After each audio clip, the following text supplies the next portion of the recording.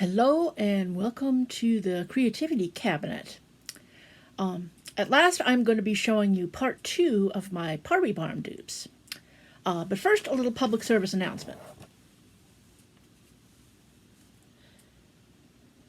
And I'm going to have a little bonus video at the end that shows you how to make maybe not even a 5-minute craft, but like a 30-second craft. But I want to continue to urge you all to be staying home and to wear a mask when you go out in public, and to do everything else you can to stay safe and stay healthy. Remember, it's not just about you, it's about everybody out there in the community. You might get through this whole thing without a scratch, without ever getting sick, but you don't want to unwittingly cause somebody else to get sick who could maybe ill afford it and who could maybe die. So let's get to making art.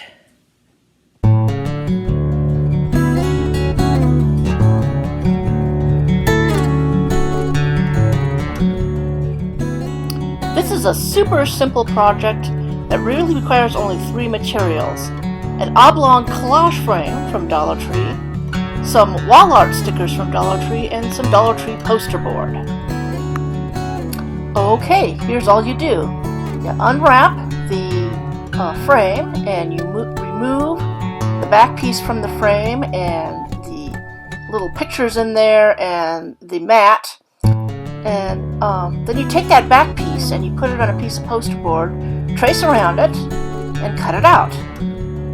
Then what you're going to do is you're going to take your wall stickers, which this particular one is just kind of one sheet, but it's not going to fit correctly onto my poster board. So what I'm just doing is I'm taking my scissors and I'm cutting out various little pieces of it, and I'm reassembling it on the poster board so that it fits. I'm starting here with the border and putting down all the little border pieces, and then I'm going to take and cut out the different words and arrange them on there. This gives you the advantage that you can actually kind of arrange things anything you want. I really loved this particular wall art sticker, so I pretty much arranged it pretty much the same way on there, but this just allowed me to fit it onto the piece of poster board that would fit in the frame. One thing that I kind of don't like about these particular sets of Dollar Tree wall stickers is that they have that kind of shiny surface to them, and that creates this kind of contrast that I kind of don't like. I kind of wish they would have made them like they usually make them, with a matte surface. That would have worked better. But it doesn't really bother me all that much, and once it's in the frame it still looks really nice. So, and see, the advantage of using these wonderful wall art stickers is that you don't have to be doing any hand lettering. So now I'm just putting it into the frame, and then I'm done. And here's the one that I just made. I think it looks really nice. It would look nice on your walls. But I will also tell you that I got another set of stickers, and I made another one with these laundry stickers. And again, I cut them out and kind of rearranged them so that they would fit in the frame.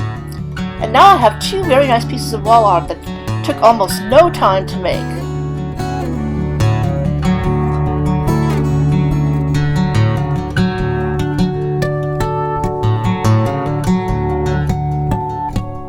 I started with these 2 Dollar Tree plastic Easter baskets, which I spray painted black with my Rust-Oleum spray paint that I got for 99 cents after rebate from Menards.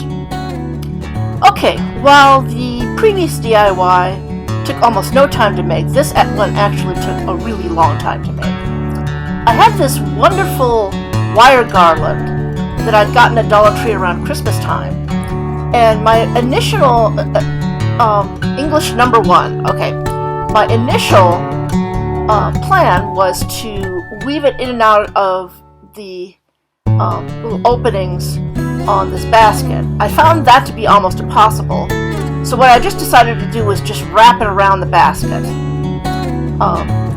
And I found that worked all right, but that the wires kept kind of moving around.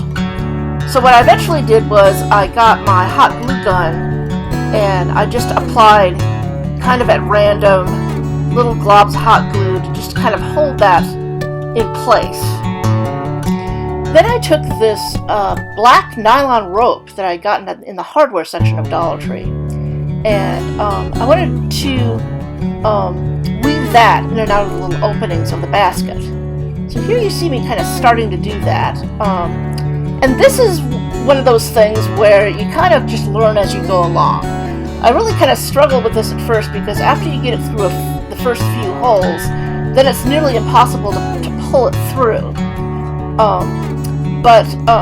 So you see me kind of struggling with that here. But eventually I figured out, after doing several rows, the right way to do this. Okay, this is the best way that I figured out.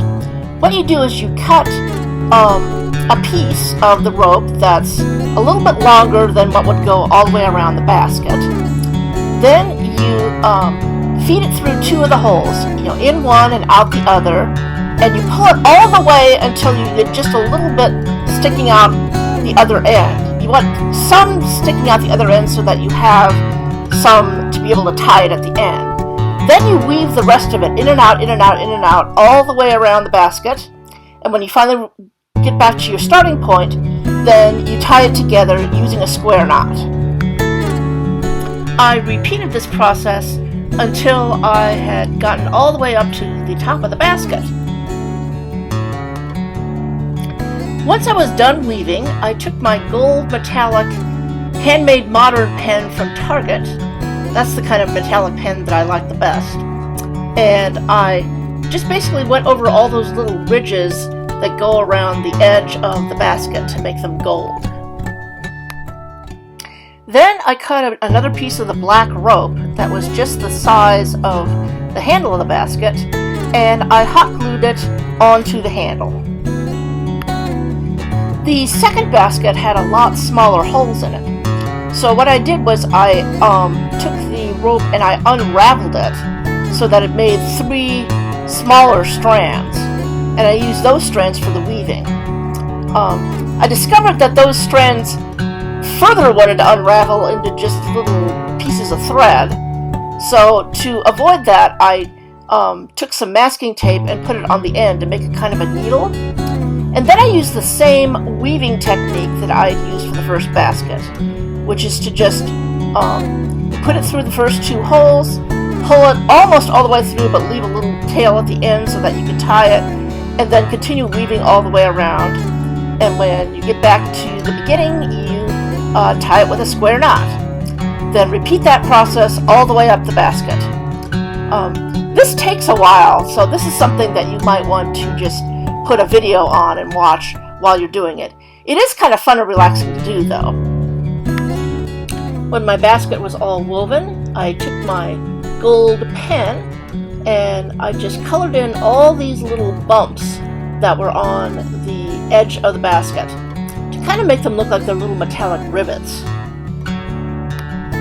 Once that was done, then I also colored in the little flowers that were on the handle of the basket with my gold pen. This is not nearly as difficult as it might look because they were 3-dimensional, and I found that if I just used a really light touch with the pen, that the 3-dimensionality would just kind of pick up the little flower shape. Then, like with the other basket, I cut another piece of rope and I hot glued it, though this time instead of gluing it to the handle, I just glued it all the way around the edge of the basket between the 2 lines of rivets. I had to cut it where it met the handle of the basket, so actually there was 2 pieces that I ended up hot gluing all the way around the edge. And now comes the really fun part, which is filling the baskets. I started by just pouring some flat marbles that I'd had sitting around into the bottom of each basket just to kind of weigh it down. Then each basket got a couple of pieces of fluorofoam that I got from Dollar Tree, and then I stuck some Spanish moss in there. Because you can see through the basket along the sides, it's important to take some of the Spanish moss and stick it down around the sides of the floral foam so that you can't see the floral foam, and then you can put the rest of it kind of in the top. Then it's just a matter of taking some greenery. I got most of my greenery from Target Bullseye's Playground, and I got the baby's breath from Dollar Tree, and you just stick it down into the foam. My final embellishment for these baskets was I took these wonderful little chalkboard plastic eggs that I'd gotten from Dollar Tree and put them into the baskets. And here are the finished baskets. They're actually kind of a bit far away from what the inspiration piece looked like, but I still really like how they turned out. They've got a beautiful kind of farmhousey, rustic look to them. That means that they're not even necessarily for Easter, but could probably stay up all spring.